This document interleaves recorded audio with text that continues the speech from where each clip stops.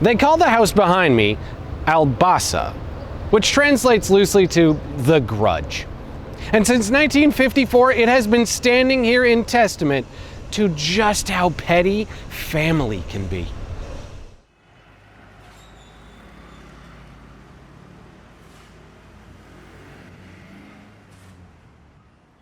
This apartment building is 2 feet wide. Well, it's also 14 feet wide, but on this side, the ocean side, it's 2 feet wide. And the reason for that is very simple. Brothers have the world's dumbest fights. All right, let me explain. Back in the mid-1950s, 2 brothers in Beirut were quarreling over an inheritance. Well, not so much quarreling, as that implies that there was an actual debate. It was more so that one of them got the good plot, and the other one didn't. The land was being split about 70-30, and the 70 side was also getting the house, where the 30 was going to get this little slice of dirt wedged up against the road, a space seemingly too small for anything but a joke. But there is no space so small that it cannot hold a grudge, and so from this tiny strip, that brother would take his revenge. In 1954, he built a 40-foot wall that he would call a home, just tall enough that it would completely take away his brother's view of the sea. But legally, it also had to be a lived-in building, and so on the other side, he made it exactly the width that it had to be zoned as a residence, and not 1 inch more. It was lose-lose, baby. But when you're this deep in a grudge, that's the best kind of win. And yet, even as a joke residence, it wouldn't really last for long, because the country had other plans, and 20 years after it was constructed, Lebanon was cast into a bitter civil war, and with guns firing all around its walls, paying tenants became a lot harder to find in a 2-foot wide home. By the 1980s, the apartments would be taken over by squatters, southern refugees with nowhere else to go, and when the war ended in the 90s, it turned into a brothel. It's an offering that has now been replaced by the bedrooms of the many towers that now surround it. And so by the 2020s, it is whittled down to a single resident. He doesn't even actually live here. He's just a mechanic that uses one of the garages. Today, not a single person involved in its creation is even still alive. Nobody can even really remember the story that brought it to us. I only know about it because of a blogger who looked into this a few years ago. And yet, the grudge still stands. Which I, for one, find symbolic. Because for the last 70 straight years, even long past the deaths of those who erected it, this building has stood here as a reminder of how long our decisions can echo.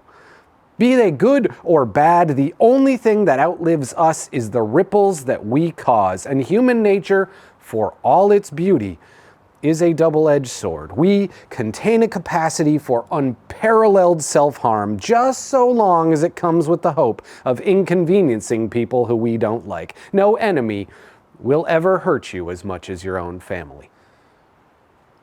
This grudge has stood through more than 50 years of war. The world around it is not even remotely the same as it once was when it was built.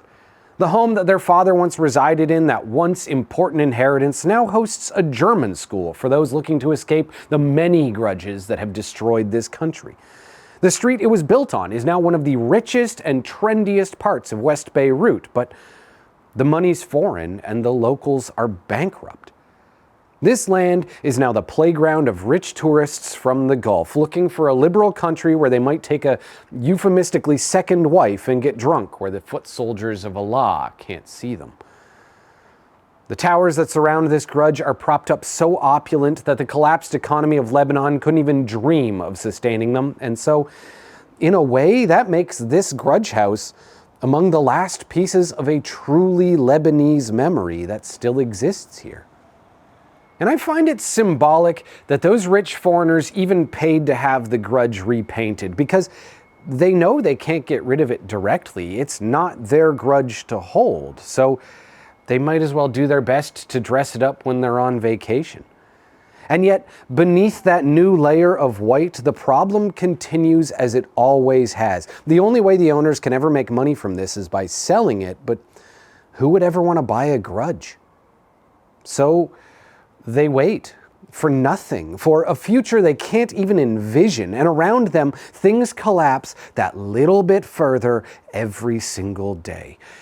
And yet the grudge remains. The streets here are wealthier than they've been in 50 years, and yet the locals who walk them have never been poorer. The Civil War might have ended, but if you talk to the people who live in the few old buildings that still somehow remain, if you talk to the mechanic who inhabits that garage, they'll tell you that they kind of miss how it used to be. Because as true Lebanese, they still hold the grudge. Even as a rotting, uninhabited wall lowers the value of everything around it, they know that it's their wall. This is their history, and even if that symbol isn't exactly positive, it does mean something. Albbasa is just a building, of course it is, but it's hard not to see how it's also the nation. Grudges have destroyed Lebanon. They have blocked everyone's view of the sea. The people of this country have gone from tenants to refugees to prostitutes to nothing. It's a nation torn apart by brothers who were so busy thinking about how much land they got, they forgot that they were a family. So in this city that's trying to be reborn, that's trying to revitalize and tear down all that came before, in this city that's selling its future to the most corrupted foreigners, I, for one, think it's important that at least this building be spared. Because nothing could better symbolize this nation than brothers who couldn't get along, and no pile of trash will ever better symbolize what type of home that grudge will leave you. This is true Lebanon in all its rotten inheritance. This is Rare Earth.